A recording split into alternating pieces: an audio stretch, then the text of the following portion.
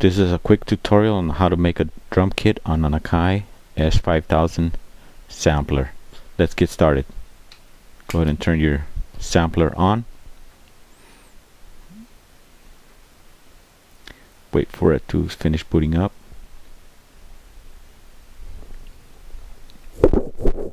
And you're going to need one of these so you can save all your hard work. Okay, go ahead and put it in there. Alright, cool. The first thing you need to do is set up the sampler to record. So you press your record button. Okay, and I'm gonna create a 8-piece drum kit. First things to note are your length time and your how long you want each sample to be. Currently it's set up 4.01 seconds, but I want to change that to 10 seconds. So press F11 and turn the wheel till you get to 10 seconds. Next thing is F13. It's record mode if you want to record in mono or stereo. In this case it's defaulted to mono, and that's the way I'm going to leave it. The next thing you want to do is make sure you have your input source connected and that your levels are nice and high so that you get a good recording. So if the levels are too high, it's gonna clip and the sampler will let you know. Okay, very well. So it's set up and ready to go. I'm gonna go ahead and arm the sampler, and I'll trigger my first sound that I want to sample. I pressed finish because I didn't want to use up all the 10 seconds of sampling time. I clicked finish once I heard the sound finish, so I'm going to go ahead and keep it. I'll arm it for the next sound. Keep it. Arm again. Keep it. Keep it. Arm again. Keep it.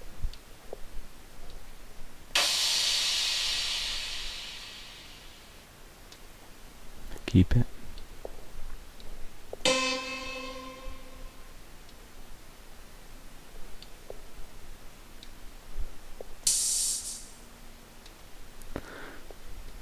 So that was fast, right? I just sampled 8 drum sounds. Great. Now the next thing you need to do is create a program. So you press program here, and you create a program by pressing F16. I'm gonna delete that. I don't like new program 1. I've got a keyboard connected to the sampler. If you get one of these samplers, I definitely recommend you connect the keyboard because it's just gonna save you a lot of time when you name your programs and drum sounds, etc. I want to name this program Crazy Drums and hit enter. Very well. Next thing you need to do is you need to create your key groups by pressing F6. One thing to note here is before you even do anything else, under F9 key group, press that, and you're going to see that it shows edit single. You want to change it to edit all. So click on close now. Okay, now any changes you do from here on is going to affect all the 8 sounds that you sampled in. Very well. Next thing you need to do is make your key groups. And since there's 8 sounds, I'm going to make 8 key groups.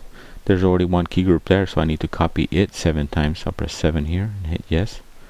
Now I've created 8 key groups. Next thing you do is you need to assign key spans to those 8 key groups. So you press F7,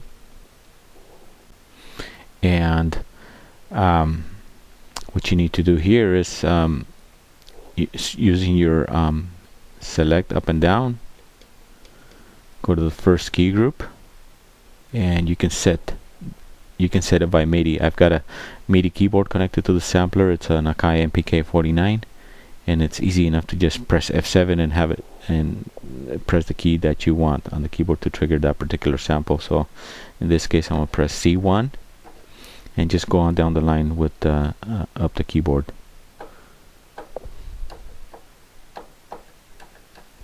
Okay, so my key spans start at from C1, and then the last key span is G1. So I've got them all set up. Very well. Next, go use your select key and go up your cursor key, and now you're going to assign the samples to each one of those key spans. Sample 1, sample 2, sample 3, 4, 5, 6, 7, and 8. Cool. Next thing you do is you go back to key group, and you go to key group zones, F6. Here you press F14 for velocity and tune, and you're gonna select here F10, and you're gonna use your arrow cursor key, and where it says KBD, your keyboard, you want to turn keyboard tracking off. Otherwise it's just gonna pitch down the sounds, and you don't want to do that. You want it to retain your original tone. So turn that off, and then now under F15 playback, have it playback not as sample, but you want to one shot. Alright, so looks like we're almost done. I think we are done. So let's go ahead and press program here, and let's go ahead and trigger the sounds.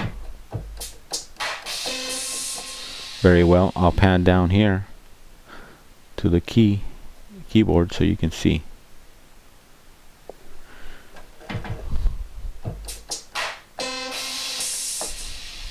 Now each one of the sounds is now assigned to this 8 keys.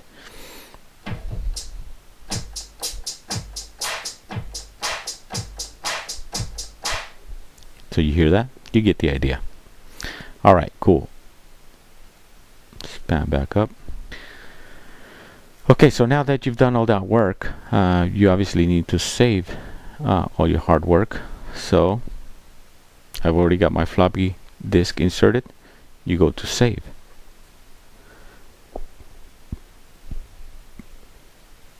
You select the disk by pressing F8, which is the floppy disk, and your crazy drums is already there, so you just click F14 to select to save program, and then press F16 to execute. And there it is, it's saving the files. And there it is, you just save your hard work. Next time I'll turn it off, and next time you want to load up this kit, just label it, put your own name. Let's go ahead and turn it on. I'll show you how to load it. You insert it, press load, select that floppy disk, and there's your sample, your program. Just select load program and hit execute.